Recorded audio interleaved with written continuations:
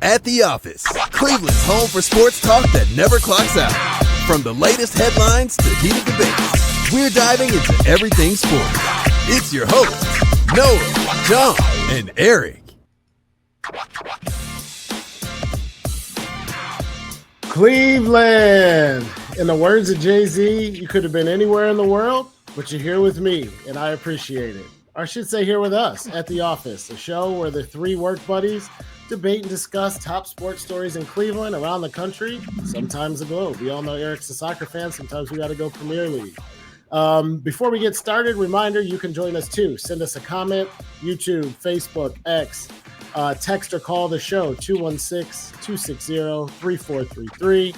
It'll pop up at the bottom of the screen for you, but that's 216-260-3433. I'll ask myself how you're doing. The answer is I'm doing great. Lots going on. Dolan passed away. Cavs hit the Phil Jackson 40-20 mark. We beat the Magic by 40. NFL Combine. There's draft talk. But before we get into it, fellas, how we doing? I'm living, man. I'm feeling good. I'm feeling great. I'm watching my parlay slowly, hopefully hit over here on the left side. I'm talking to you guys on the right side. I'm looking up at my camera over here. I'm feeling good. Erik, how you doing, buddy? I'm good. I mean, starting off with Jay-Z, maybe not the right time anymore to do that. But no, I'm doing good. I feel good. 40-20 mark indeed. And they have lost only 10 games. It's wild. Yeah, it's insane. I went with the Jay-Z reference because he's off the hook as far as we know. I thought it was okay. We can't cancel everybody, but you get the point. Yeah, man. Noah, did you tell the folks how you're doing? Yeah. I don't know what you're thinking, man. You're all disheveled. Had a one camera issue, and now you're all over the place, huh? I am all over the place. We had some technical difficulties. Apologize, we're a couple minutes late, but the good news is it was worth the wait. We got a good show for you tonight. We're going to talk some pigskin. We're going to talk about tanking, but we're going to begin this episode where we always start it with our 30-second take. So 30-second take name tonight, heads up, a little misleading. We're going to do something we've never done in the show's history. We're going to intentionally give everyone a little bit more time. We talked a little bit about this before tonight. We got some great stories for you. I promise it'll be worth it. But we still have a mute button. So before I tell you the topic, it's 60-second takes maybe, not 60 minutes. We don't need to go crazy. We're just going to go over 30 to get the content in. But what we want to talk about is what your favorite sports moment was. Now, this isn't your typical, like, the Cavs won the championship on Father's Day. We want to hear about a personal note, not Raji Davis's home run, unless you were there with your dad and there's some reason it's really deeply connected to you. But what is your deep personal or special sports moment as an individual? Since we're skipping the timer, we don't have to worry about getting it teed up. But Noah, why don't you get us started and tell us what your favorite sports moment is on a personal note? Yeah, so as it has been talked about on the show before, I am a part-time Cleveland Cavaliers employee. So I get a lot of interaction with our Cleveland Cavaliers. So fittingly, I wore a Cavs shirt tonight to tell my story.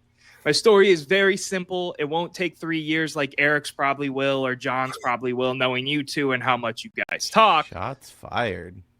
But I want to shout out a guy that is no longer in the wine and gold, George Niang, because he gave me one of my most favorite moments as a Cavs employee in the season and a half that I've done this.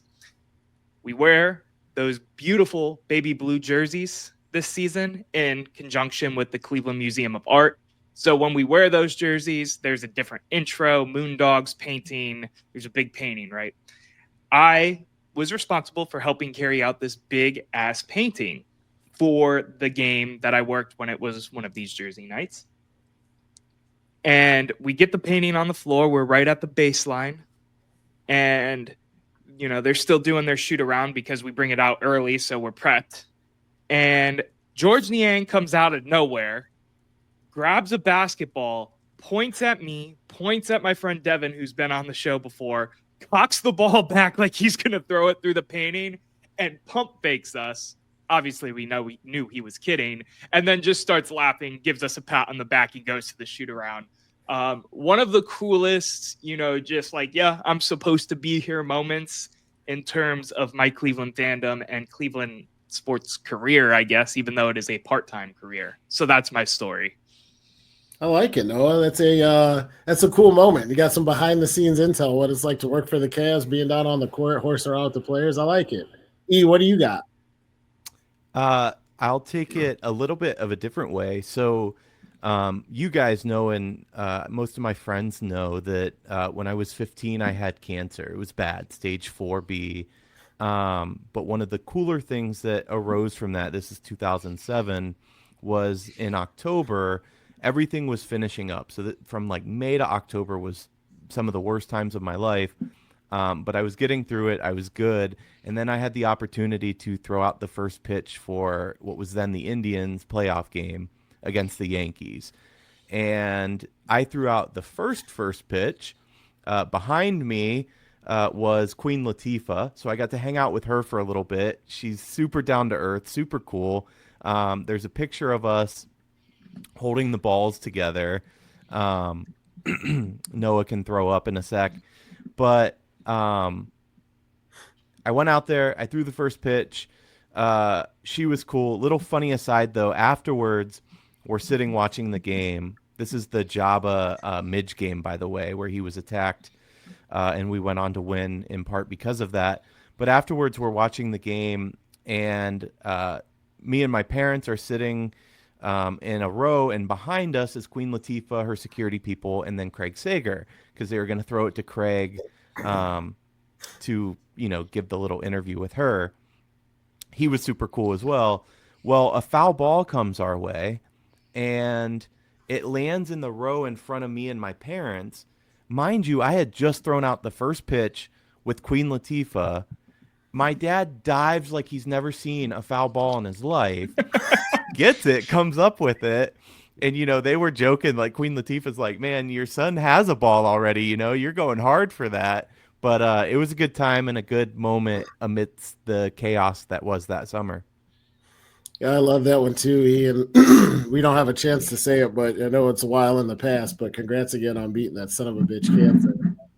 The world is better with you in it, brother, so we're glad you're here for sure. Love you guys. Love you too, man. Mine's a little bit sentimental too. So mine goes to the Cavs. It was the championship season, so we're going back in time. As you guys know, I have 4 daughters. They're all getting really old. At this time, I only had 3. Michaela, who's now about to graduate college, was 13. Maxine was 5. Julia's 3. Their school gets this thing where they can do the Scream Team tunnel to greet the players as they run out. But in typical pro sports fashion, you got to be there like 3 hours before tip-off. They got to go down a dark hallway and wait in the bowels of the stadium, and the parents can't go. So I'm sending a 13-year-old in charge of 2 kids under the age of 5, and I'm giving them the dad, don't touch anything, don't say anything, don't do. And my kids are really, really well behaved, but I'm like, you can never be too sure. So they get down there. We wait the 2 hours and 45 minutes. The team's getting ready to come out. They walk out in their T-shirts, and I'm like beaming, right? I'm like, my kids are on the court. Everything's going well. They're not touching anything. I sip my beer, high five a dad next to me, and turn around. And the 5-year-old has broken ranks, has walked to the Cavs bench, and is pulling one of the assistant coach's suit jackets, who's trying to get the bench ready for the game. So I'm like mortified, right? I'm 150 feet away. I'm like, what the actual hell is going on right now? I told you not to touch anything. But then I see some chaos. I see a couple towel boys run out. They grab the towels. They start wiping the floor. Well, one of the other kids on the Scream Team little tunnel got a little nervous and had a little too much to drink and pissed his pants in the middle of the court, right where the team was supposed to come out. Okay. My kids saw it, contacted an adult, got it wiped up. And when I say a 1/10 of a second before Kevin Love and Kyrie Irving ran through that spot, it couldn't have been more than 5 seconds. Now, if you know how injury prone Kevin Love and Kyrie Irving were during that run, you know that a slip-on piss in the middle of the season could have ended the entire run. So my special sports memory is that in my own little way, my girls saved the Cavs championship season because all was dry and all was well, and all the pee got wiped up off the floor. But that was a pretty fun day and a pretty funny moment. That's is wild. Fantastic. I think she deserves love a ring. That. Honestly, she deserves a ring. I got to email Dan. Hopefully, we get another one this year. She'll have her pick. I'll have my own at that point. You know what I mean? There you go. That's what I'm talking I about. do. Go. Even as part-time, I'd have a ring. I will be so ignorant with that ring on this show. I will have it on no matter what for the eternity. And it's not even so. I don't know if you guys know this. The rings that they give out, there's The like tiers to yeah. it. There's Yeah. like 3 Okay. or 4. Yeah. Yeah, Yeah, you're not getting the diamonds. You're not getting the $150 one. Then there's like the 30 Yeah. grand one that the player, like the coaches and assistants, and then there's the players and the main coach that get like the full Yeah, blown. I will be Grander. getting the silver-plated cubic zirconia bullshit, but god darn it, I didn't want to swear twice back to back. I will be wearing that ring on the show Hey. religiously. Birdman hand ring's rub a and ring, all. baby. Yes, Yeah, those sir. rings, the 95% of the value of those rings has nothing to do with how much they're intrinsically worth. It's what you had to do to get there. 100%. I'm not saying I sold a bunch of them from China during our first championship, ordered like 10 and sold. They were like 50 cents a pop, $2 a pop, and sold them for like around 150. I'm not saying I did that, but I'm saying if I did, I'm probably going to stock up again this year if we win. As you should, King. As He's you got- should. He's got the OJ, if I did it, here's how book. Like, I'm not saying I did it. That's crazy. Go get in my Bronco now. Yeah. Fun little fact, too, about championship rings before we move on. I don't know how it's changed with NIL, but because athletes were considered amateurs until a few years ago, national championship rings for college are fake, too. I don't think they could cost more than $500. So the national championship meant a lot to Alabama, regardless of the fact that Saban's rings aren't actually gold. I think he actually had some made in gold for himself, but you get the point. The players didn't. That's That crazy. makes I didn't know sense. that actually, 'Cause- but it makes sense for sure with You see them amateurism. pop up now and again for sale. Players will sell them, and they're not. I mean, they're expensive, but they're not. Yeah, 50 grand or whatever. So that makes sense. Yeah, you want an NFL Super Bowl ring, it's going to set you back a lot more. Interesting. I hope to be talking championship rings again with you guys this summer, but let's get this show moving forward into the next segment. But before we do, we told some good stories. I will drink to that. And I was getting a little thirsty, which means it's a good time to mention our sponsor. As you know by now, our show is brought to you by D&D Meadery. Two twin brothers, Derek and Dominic, right up the road in Madison, have rekindled the long-lost art of making mead.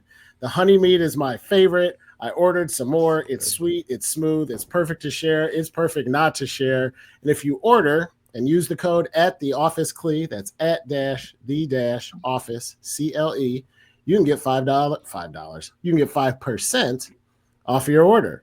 If you order $100, it's also $5 off, but it's 5% off with the code. Buy 2, buy 4. They go fast, and if you get at least 2, you get a free shot glass too. So D&D Meadery, shout out. Thank you for the sponsorship. You guys make sure to pick up a bottle. They are so good. Like Fantastic tasting. This is my 6th bottle, and I'm not even kidding. This is my 6th bottle. And by the way, our next sponsor will make the code a little easier, but that is @the-office CLE. Yes, thank you for We'll work clarifying. on that next time. Yeah, it's scrolling across the bottom. But with that, I want to get into our first topic. This is going to be a fun one. Sometimes we do current events. Sometimes we get like heady and thought-provoking. Sometimes we spiral. But today we're doing our own version of a good old-fashioned ranking. We're going to answer the question, who the best quarterback is in the National Football League. Now, there was no guardrails or criteria other than who is the best right now, 2025, whatever that means to you. So the last 15 years might count. Maybe it's just this year. Number of championships might count. Maybe it's just who's doing the most with the least. Maybe MVPs weigh in. It's really up to us, but we're going to rank them individually. Majority rules at each level.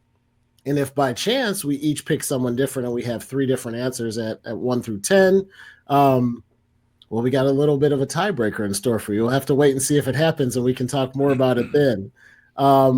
Let's get this thing kicked off. I've been excited to have this conversation with you. Sometimes we do topics, and it's like you got to stay within this is an old-fashioned sports argument, right? Who's the best quarterback in the NFL? This is the kind of stuff that comes up at the office where you took a 7-minute coffee break and you realize you've been talking for an hour and 15 minutes. You got to get work done.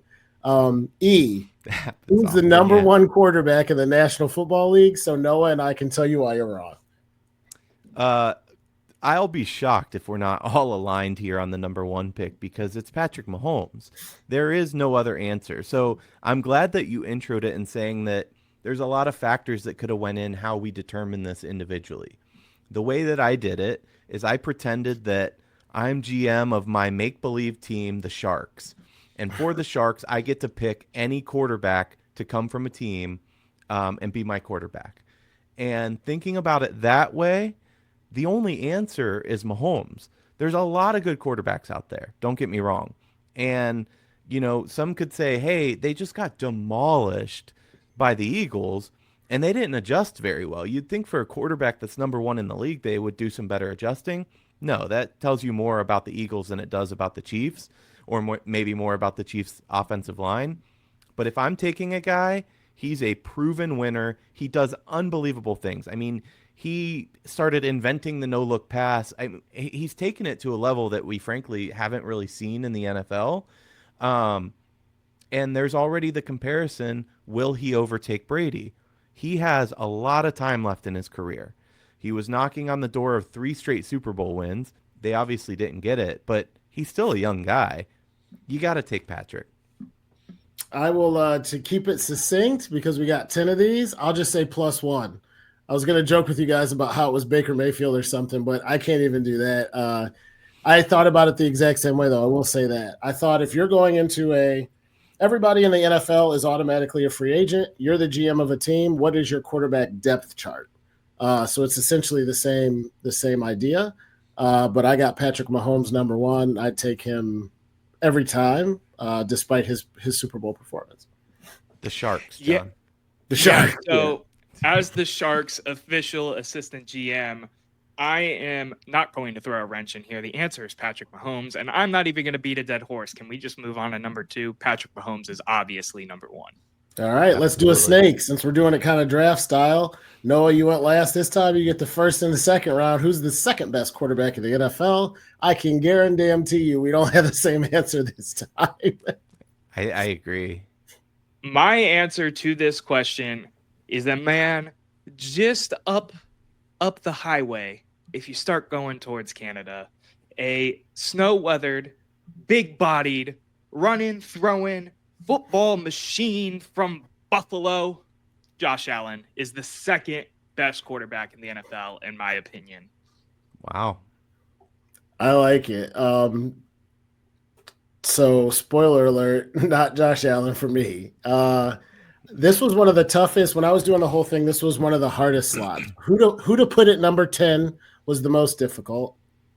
Who's 2 and who's 3 was the second most difficult. And I probably will disagree with you guys on both of them.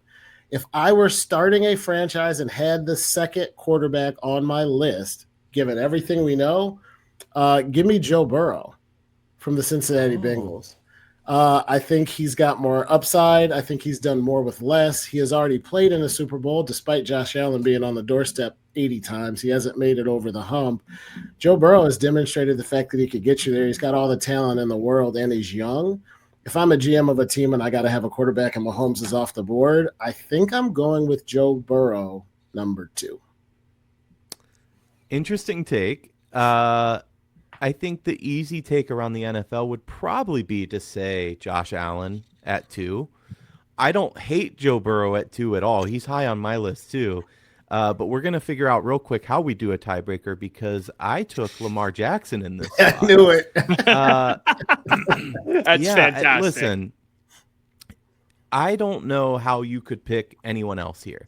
And that's not, I don't mind your picks. I'd love those quarterbacks on my team. Lamar Jackson just plays at a different level. He is unbelievable. Noah, you said that Josh Allen is a thrower. He's a runner. What is Lamar Jackson? I mean, he's setting records at these paces.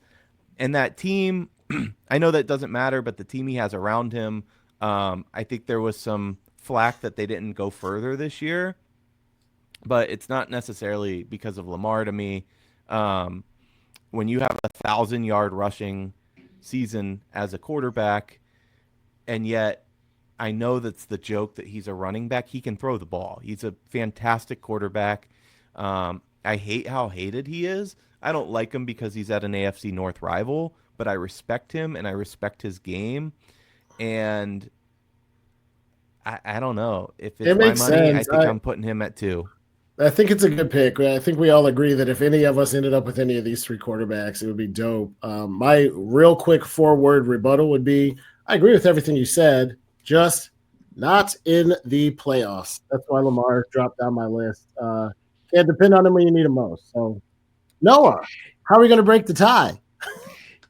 I love how you spin this on me to try to explain this. I was expecting not to be the one to explain this. So basically, we are going to go round robin, and we all get to pick one quarterback to get thrown out of the conversation. The person who picked said quarterback then gets to pick from the 2 remaining. I think that makes sense. If you're a little confused, you'll see it work here in theory. John, who is getting to pick an elimination first?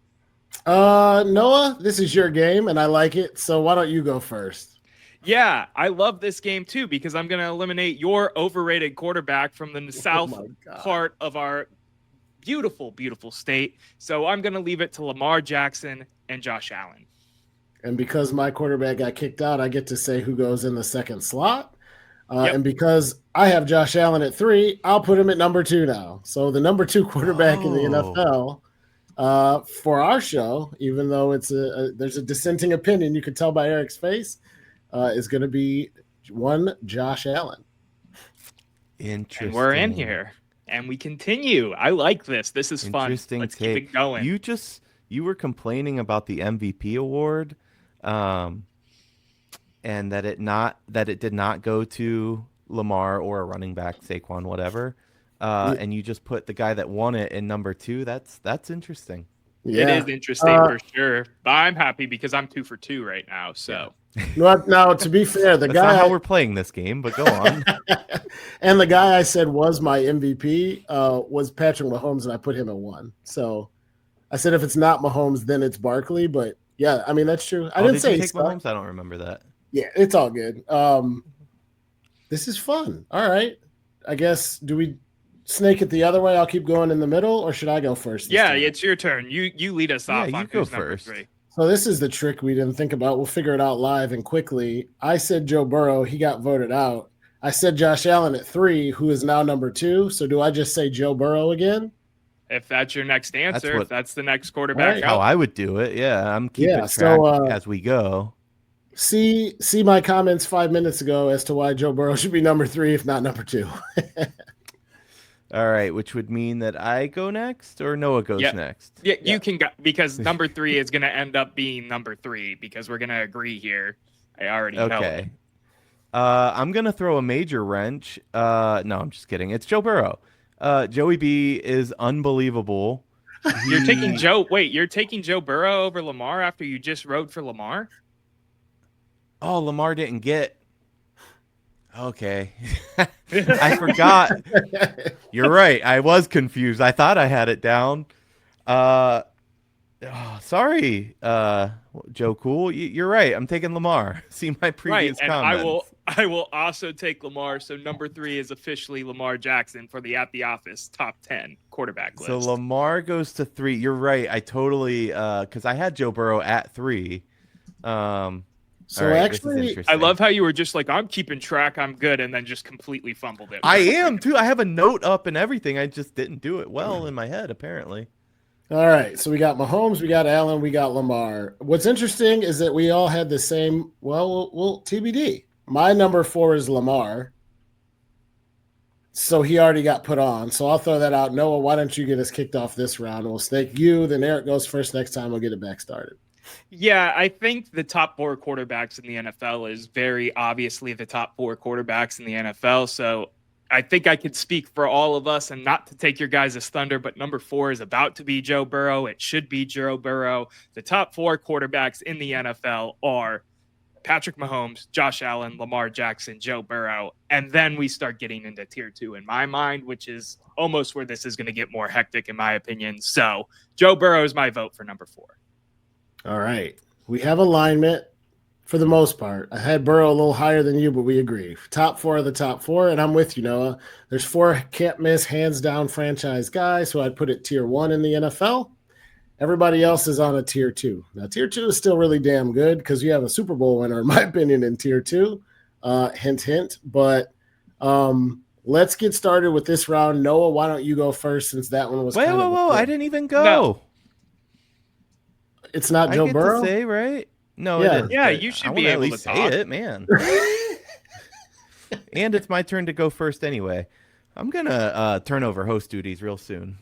No. Get back to Noah's your was thing, Noah's was a throwaway because it was automatically Joe Burrow. So now that we're actually doing a real pick, I thought he could start off. But you guys No, do that's you. all right. You're in charge. Noah, who you got at Bullshit. number 5? Number 5, I have the reigning Super Bowl champion for the Philadelphia Eagles. I have Jalen Hurts listed here.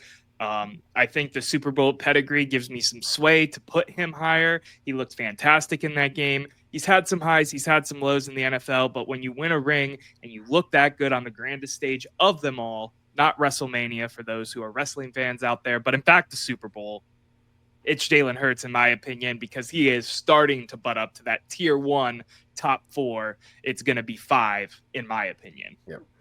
Couldn't have said it better myself. It's Jalen Hurts for me at number 5 as well. Not tier 1 because Saquon, I think, meant so much to that team that it's hard to say Jalen did all of it, but he did a lot when they needed it. He looked great this year. He got a well-deserving Super Bowl ring.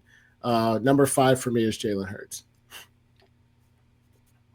Is it my turn? Eric, you're allowed. Yeah. I didn't know if we wanted to move on because I agree. Jalen Hurts, I actually had him at 5. Listen, it's tough because Philadelphia's offense has been inconsistent. It runs through Saquon. The receivers were unhappy at one point, but he powered them to a Super Bowl appearance 2 years ago, and he powered them to a Super Bowl win this year. How could you take anybody else here? I think that he's shaken off that, he tended to hold on to the ball a little too long. I think that's gone.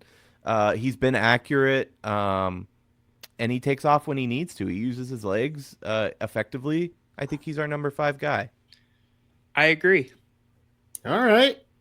That's the first unanimous decision since number 1, I think. So we're back. We're back in alignment. All right, let's keep the snake going. Who you got at 6? E. So this is where things I think start to get a little controversial. You guys might like my pick. You might hate my pick. I'm really not sure. But who I have at number 6 and who was at number 6 for me is Baker Mayfield. Hear me out. He has gotten better and better with each new year. He was throwing for unbelievable yards, throwing for unbelievable touchdowns. He's a playmaker and he's accurate. He has been so accurate, and he was the heartbeat of the Bucs. He had some difficulty, but he took them to the playoffs, and I get it. There's other guys on the list that maybe have won a Super Bowl, another hint like John said. But for me, and maybe it's a little nostalgia that I want him back, he slots in at my number 6. I love that pick. I'm a Baker bro or whatever Noah calls me. It's the last That's what Browns people call you type of people. You guys are Baker bros. Get over it. He's not your quarterback anymore, but I digress. Yeah. It's hard to get over when you win 3 goddamn games for $300 million. Noah. It's a big, it's a tough I agree. pill to I'm not saying it's easy, but I'm saying get over it.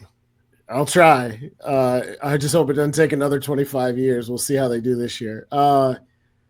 Baker Mayfield is right there for me, but at number 6, I thought to myself, okay, you said if you're the GM, who would you take next? There's a couple guys I take ahead of him in a fantasy draft when I'm starting a team, even though I think Baker is right there at this tier. For me, it's Jared Goff. He looked real good regular season. We know that they had some injuries. The season didn't end out how we thought it would. But coming into the NFC that was that tough, having that high of a seed, I mean, the Lions season was just fantastic. And a lot of it was because of him. If I actually had, the power in my hands and said, the first 5 guys you mentioned are off the board, it's pick number 6, John, take your quarterback. I think I'm definitely going Jared Goff over Baker Mayfield, but Erik, again, I love the pick. I mean, he's a gamer. These 6, 7, and 8 for me were really close. It wasn't hard for me to put them in order, but they're really close. But give me Jared Goff at 6. So we're going to have another tiebreaker here because I disagree whole, whatever you want to say, Erik, heartedly with both of you.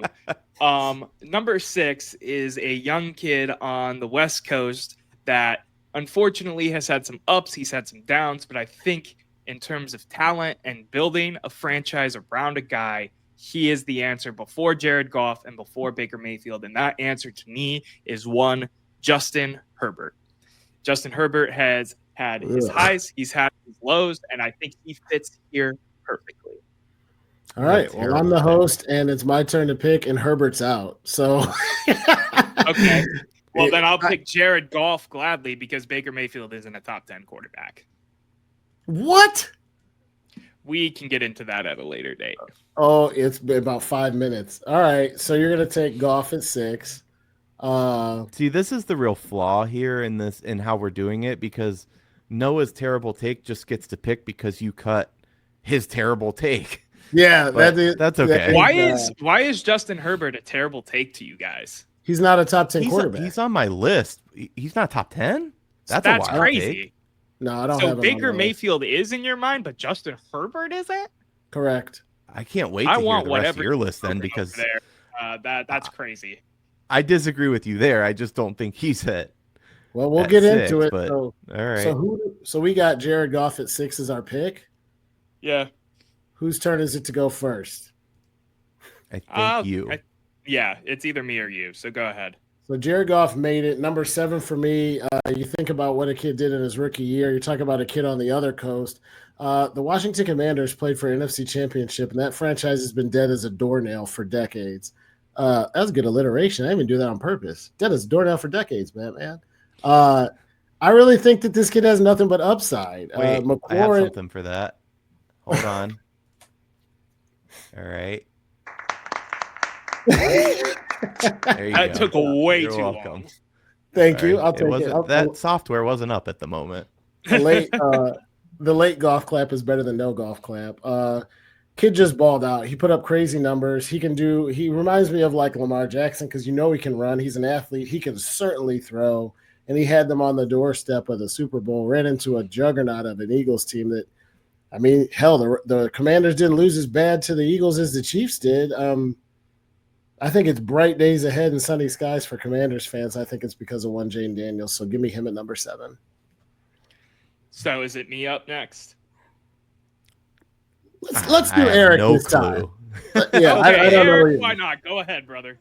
I mean, listen, I got to stick with Baker for everything I said, but on my natural list, I did have Jaden Daniels at number 7. And because of that, I'll talk about him for a minute. He was unbelievable. I mean, this is a rookie that threw for over 3,500 yards, 25 touchdowns, had a passer rating of 100.1, which was 7th in the NFL this year. Ooh. That's unbelievable. He was 331 of 480, by the way, 69%, which was 6th in the NFL. This kid is a baller. I don't think it was a fluke. I don't think you're going to see him go terribly backwards in his sophomore season. I guess I could have used sophomore slump. My pick is Baker, but I love Jaden Daniels. Yeah, I'll keep my wrench in there and say I think Justin Herbert deserves a higher point right now than Jaden Daniels. If we talk about this next year and we see back-to-back success, I 100% agree. And Jaden Daniels is on my personal top 10 list, so I'm not discrediting anything that happened with that season. But to put a rookie quarterback as high as number 7 in my mind is getting a little touchy. I think he's up there. I think he's top 10, but I'm going to stick with Justin Herbert because I think we've seen plenty out of that guy to deserve number 7 in the NFL. Which means that I guess I get to kick out a quarterback. You do. And I would have to kick out. I don't want Noah to pick again, though. That's the problem. Do I game it or do I say the truth? You say the truth because Herbert is not the 7th best quarterback on this list either. I agree. I got to kick out Herbert.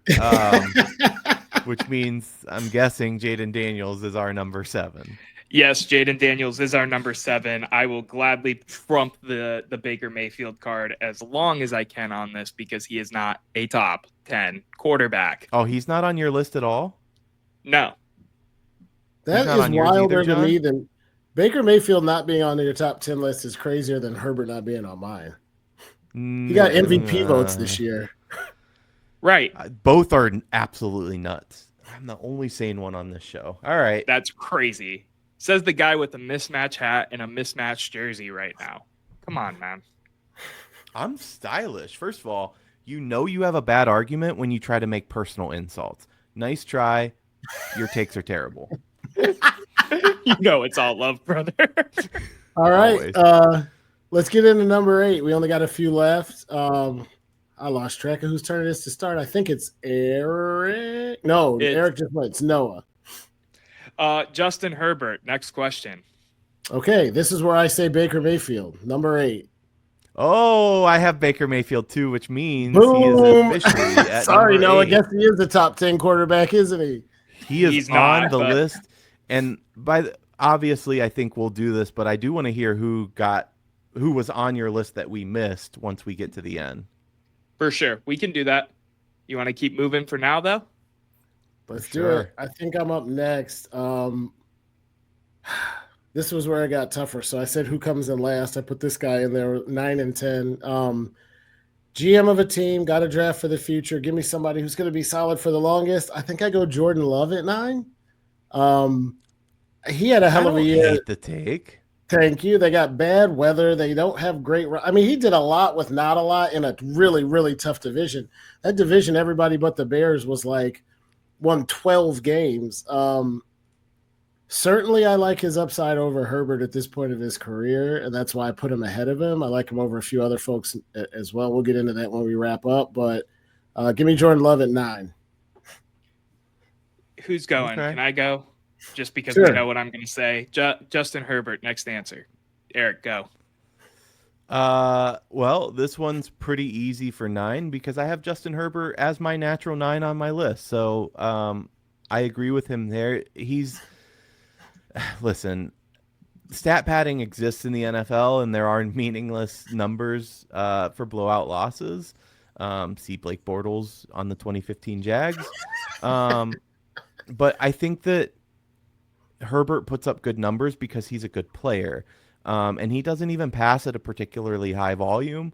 The pass offense has always been the crown jewel of that team, though, under Herbert. We don't talk about the running backs in in LA. Dated myself a little there. We talk about the pass offense, and that is because of Justin Herbert, and I think he deserves to be on this list, and I think he is a solid 9. All right. I got outvoted. I don't hate it. I don't think Herbert sucks. I have him at 11 on my list, so it's not like I thought he was a bum. I just thought I'd rather have Jordan Love and one other person ahead of him. We got through this pretty well. We're 40 minutes in. We got one quarterback left. I think Noah and I are on the same page here. Why don't you two go first? You go first. Ready? Eric. Let's do it together on 3. 1, 2, 3. Matt Stafford. Jordan Love. It's Matt Stafford for sure, because even though he's older, he deserves to be in the top 10. And the thing that I don't like about this list, we could talk about Jared Goff and Baker Mayfield. I had Jared Goff as my 10. Baker Mayfield not on it. CJ Stroud, guys. CJ Stroud. So CJ Stroud's my number 10, but I said Jordan Love at 9 and didn't get it. So I played the game like we'd been playing it. Baker Mayfield. Fair. Yeah, I got Jaden Daniels, Baker Mayfield, Jordan Love, CJ Stroud, and then Herbert at 11 and Matt Stafford at 12. I feel like Stroud, for some reason, just completely was blank in my mind when I was making this list. I'm not sure I would change the list, and I like Stafford still at 10. I would like to point out I'm the only one on the show that had all 10 of his picks as the top 10 quarterbacks. So Take that for what you will. To me, to not have C.J. Stroud in here, but have a Jared Goff or a Baker Mayfield is absolutely blasphemous on us as a show. Because what has C.J. Stroud done, though? I mean, he's a good quarterback, but Baker got a playoff win. Well, so did Stroud, against hapless Browns. But I don't know. Stroud over Goff, is though? 10 times. Goff is arguable. Goff was on my list. C.J. Stroud over Baker Mayfield, 110%, 3 times a week. And if you're saying anything else, you're lying. No. No, you're lying. This is what I love about it. And Noah, you always speak in the absolutes when nothing is absolute. Say Baker Mayfield isn't on this list, and even though he's older, he deserves to be on the list because he played well in the past. I don't think it holds up. I don't think Baker Mayfield holds up as a top 10 quarterback, and I will die on that hill because he's not a top 10 quarterback. And I, again, spoke in absolutes on purpose. I mean, we can look at the stats, so let's just do that real quick. In 2024, Baker had 407 completions to C.J. Stroud's 336. He had a percentage of 71.4 to Stroud's 63.2. He had 4,500 yards to Stroud's 37.27. He had 41 touchdowns to Stroud's 20. He had more interceptions. He did have 16 interceptions to Stroud's 12. Say that one again. How many touchdowns? How many touchdowns? 41 to 20. Oh, look at Noah. He goes, touchdowns, like those don't matter in football. He whoop, he threw more. He threw for twice as many touchdowns. Who cares? Yeah, everybody. So you're telling he had me more rushing yards?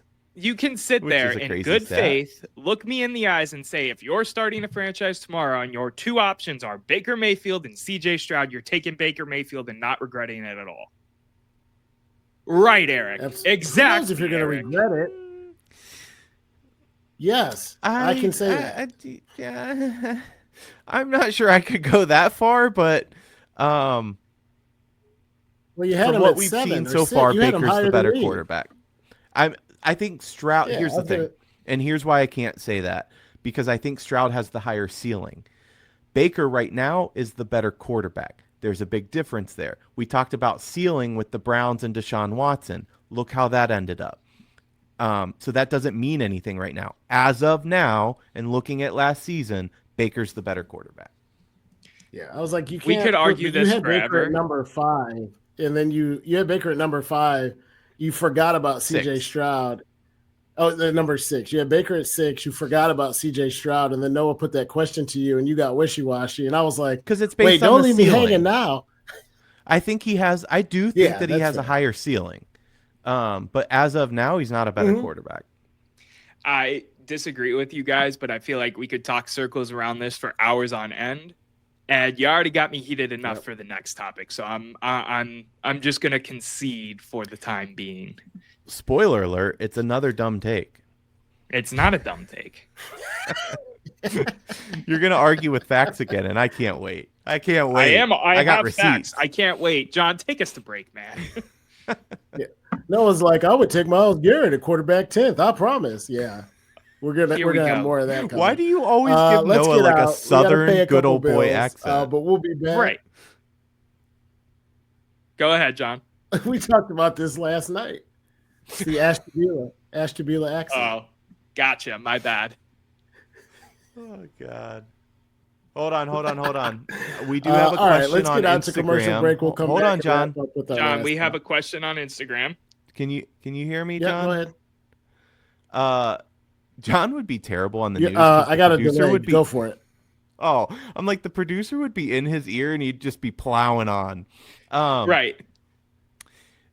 Michael on Instagram said, I got a real bad delay. Go for it, E. Michael on Instagram said, serious question for Noah. Not knowing if you're a Browns fan or not, he is. If Baker puts these numbers up as a Browns QB, does that sway your opinion? Yeah, probably. I'm a known Cleveland homer. I've said that multiple times here on the show. So him putting up numbers like that for Cleveland, he's the better quarterback? Yep. Your whole argument's invalidated. Nope. Orange and brown till the day I die. Let's cut the break, John, in 20 seconds. Let's do it. We'll be after this commercial break. And we're back. All right. Debate. We are off the rails tonight. John is glitching to all of the highest degree. We are back and we are doing our thing. John is absolutely frozen on the screen right now. We are back here at the office talking all things sports. Please subscribe or hit the download button. It helps us grow the show here a ton. Drop us a comment whether you're watching the live show or not. Check out our merch store at the office, CLE, for all your merchandise needs. Lastly, shout out Fans for Sports Network for everything we do. Erik, John, are you back? Are you lagging still? Are you good? I think so. I tried to text you guys. You kept laughing about me talking over a producer on the news, and I was like, it isn't me. There's a 10-second delay. I don't think no one knows what he's going to say 10 seconds in advance, let alone me being able to predict it. So, yeah, Why did sorry. I wouldn't normally for no reason?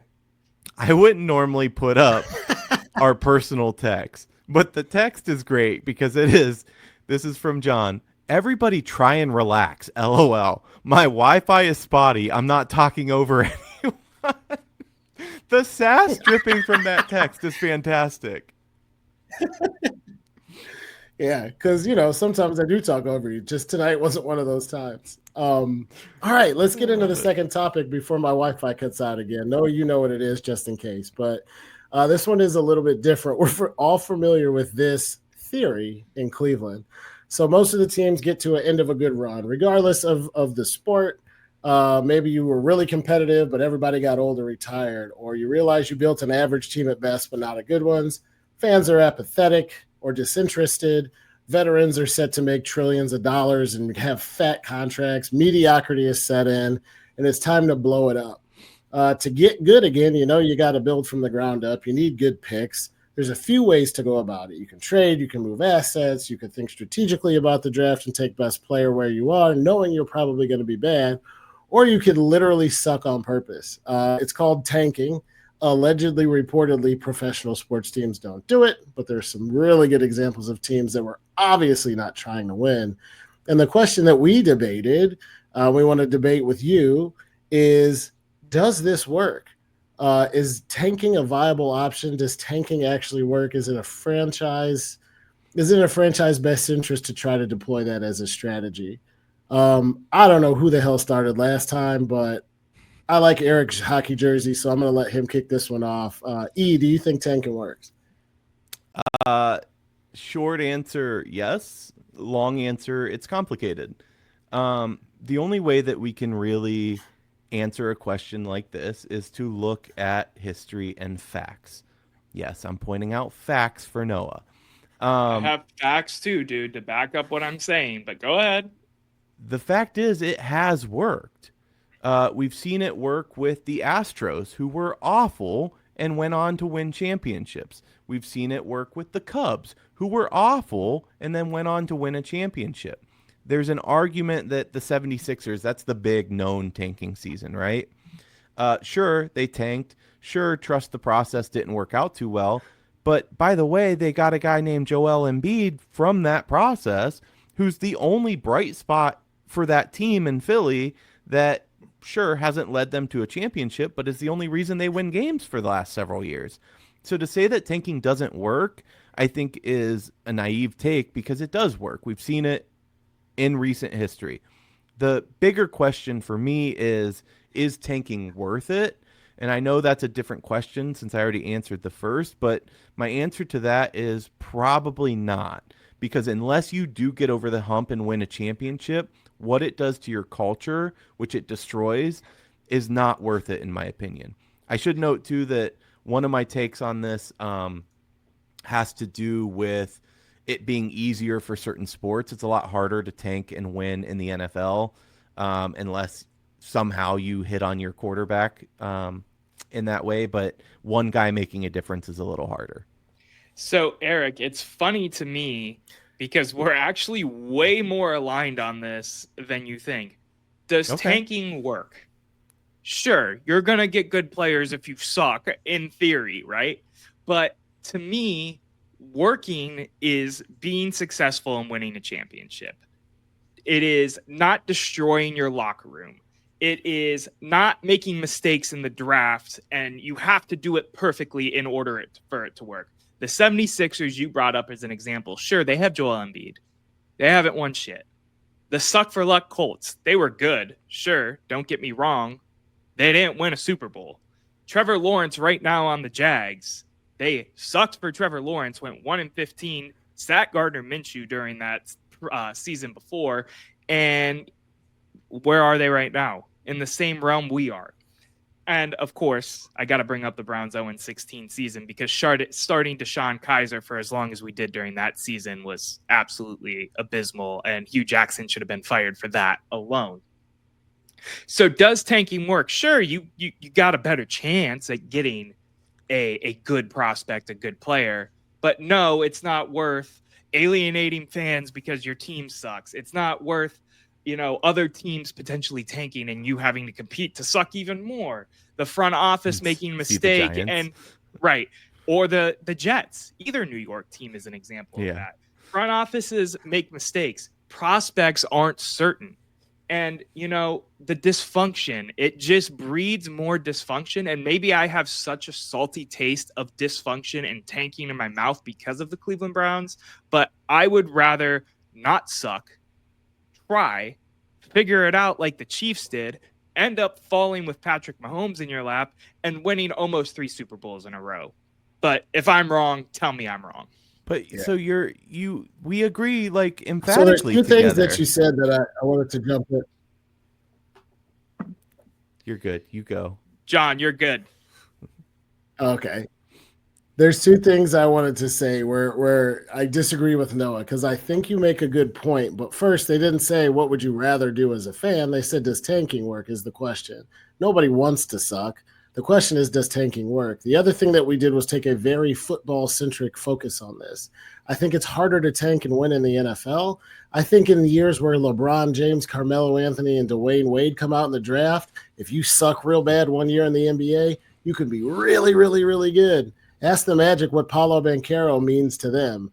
Ask what, even if you don't know you're going to hit on the draft, if you can get a Steph Curry, if you can get a Kevin Durant or LeBron James or that type of talent in the NBA, it turns the entire trajectory of a city and a franchise around instantly for NBA.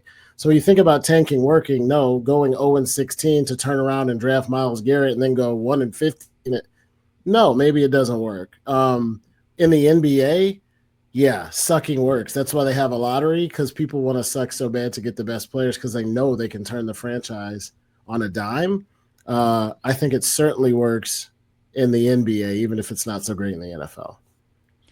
There's a point that I want to make to you, Noah, and that is you want to do this next year.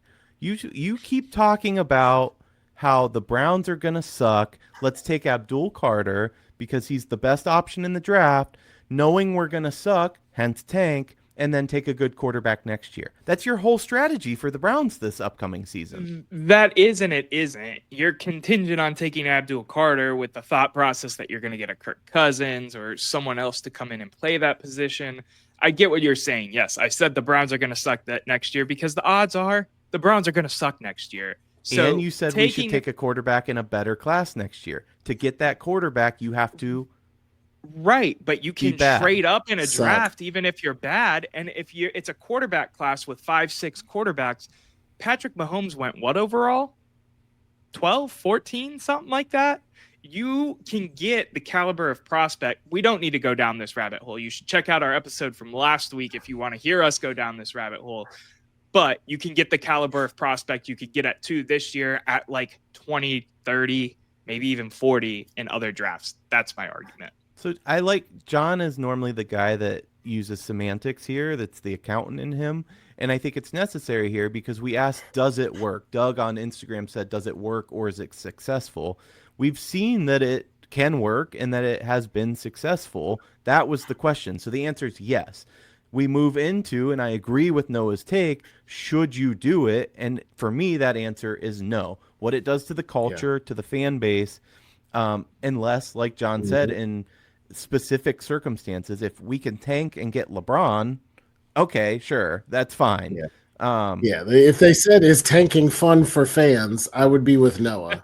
But that's not the question I tried to answer. Yeah, It's Michael, funny because Michael's keeping us honest because he said, in your defense, Noah, John and Eric both agreed with you last week on taking Carter and signing Cousins with Stefanski offense over taking Sanders and Ward. Michael, of course, yeah, I agree with that still, but it's contingent on getting Kirk Cousins. We don't have that playbook right now or a Matt Stafford. I'm fine with that too. We don't have that yet, and I don't trust in our front office to get it done because they've let us down to this point. Go on. Noah. Yeah, and I totally get that too. I just think it's funny, and since we're all kind of on the same page, we don't have to keep going down this path, but the way we each interpret the question formulates our take. So for me, does tanking work? Yes, in theory, no in practice because XYZ. Yes, in theory, like you're going to get good players, potentially, most likely, more likely. No in practice because it hurts the culture, it hurts the fan base, it hurts everything that we've already mentioned. It's just funny to me how we each take the question, formulates our take, and you guys were hot at me for saying, no, it doesn't work when we're actually all in agreement. Only because we gave you specific examples of it working. There are 2 World Series champions that it worked. Right. There's plenty of examples that I listed some of my own of it not working out to the potential you wanted to. To me, if you tank and you don't win a championship, it is not worth it. And you've given me 2 examples of a championship. What about the Cavs? Because you could argue that all of these draft picks that we accumulated to put our current team together, minus some of the trades, was the result of tanking. But they weren't tanking. They ended up being Colin Sexton in a lot of trash for a long time. But that's where you end up. The difference between Colin Sexton and a lot of trash is that's where you end up when LeBron James leaves and Kyrie Irving leaves and you just pass that window.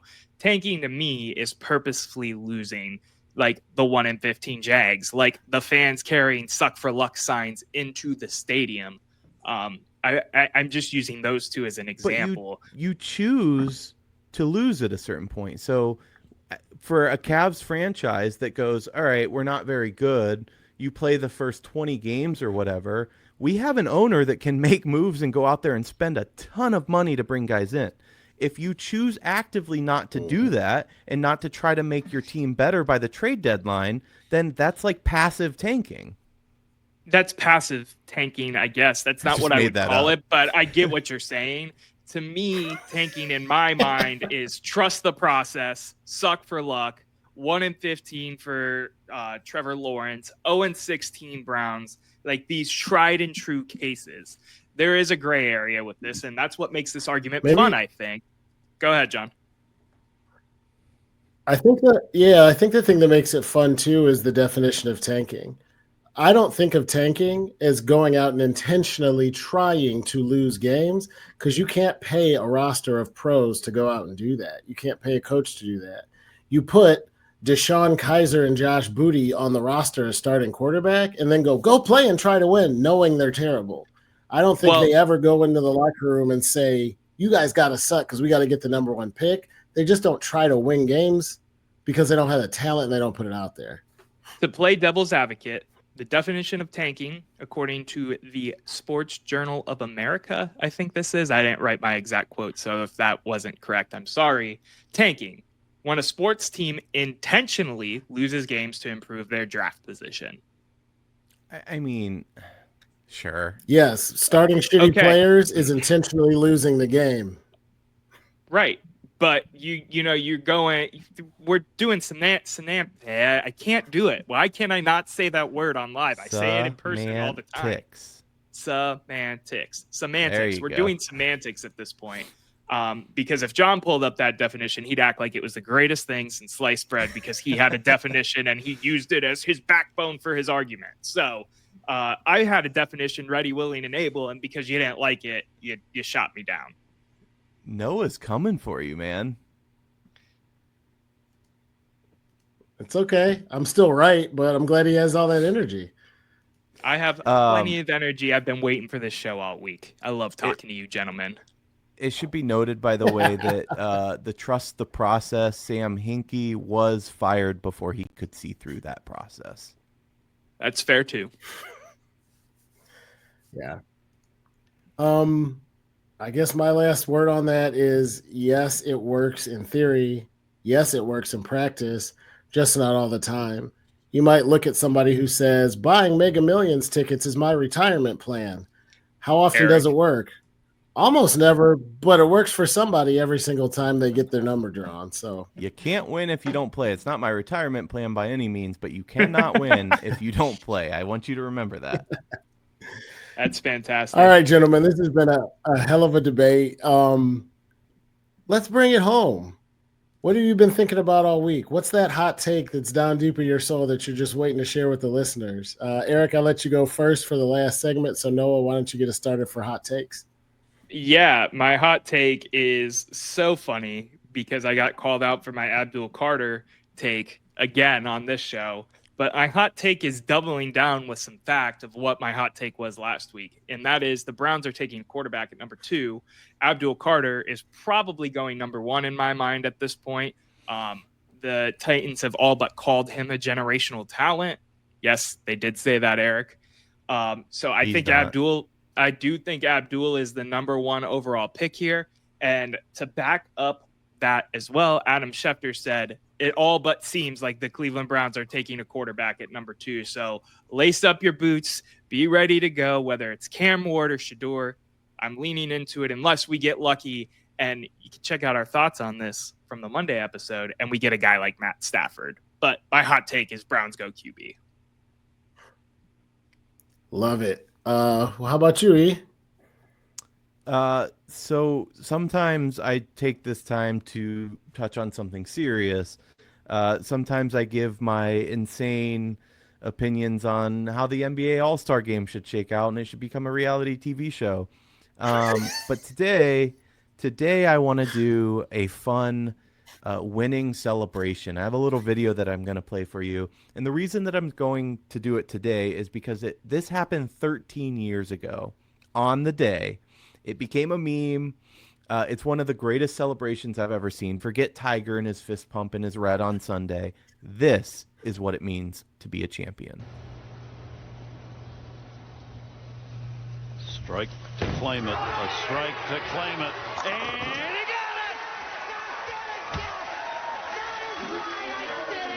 That's number 5. Are you kidding me? That's right. Who do you think you are? I am. Get it right. Who do you think you are? I am. It doesn't even make grammatical sense. I love this guy. I love how pumped up he is. He strikes me as the kind of guy that is hate-filled in his winning. But he had won his 5th championship there, his 5th U.S. Open title, which is a record breaker. And that's what you get. I love it. You had me laughing as soon as I saw it was a bowling clip. I'm still I'm wiping tears from my eyes. That was. Have you seen that before? No. Oh my that gosh. clip's hilarious. It was like fantastic. Viral. That is a great clip. I every now and then will still say, "Who do you think you are?" I am, like randomly, and it's like yelling OH and waiting for the IO. Like somebody's gonna go, "That was awesome." I wanted the video to be a surprise, but Noah and I bawled before the show tonight, and I wanted to yell it so bad at one point, and I'm like, you know what? I'll just wait. I don't want to give up the surprise. I'm glad you didn't because that was a good one. No, I'm rolling over here. To wrap things up, my hot take, it is a little bit more of a serious note, but it's still lighthearted. Erik shared some information with me last week that I thought was awesome. And that since we started this podcast, I still believe less than a year ago, I'll have to double check our date. We have gained hundreds of followers, hundreds of likes. We're getting hundreds of views. And when we started, it was like a couple family and friends who were clicking on a link and hopefully watching it a week or two after the fact. we're not ESPN. We don't have 1 million followers, but we are what we are because we got listeners like you guys. So I wanted to give you guys a shout out, say thank you for tuning in, for streaming, for watching. Watching the chat blow up every now and then is super fun. Knowing that we got some diehards who are here with us almost every week is pretty sweet too.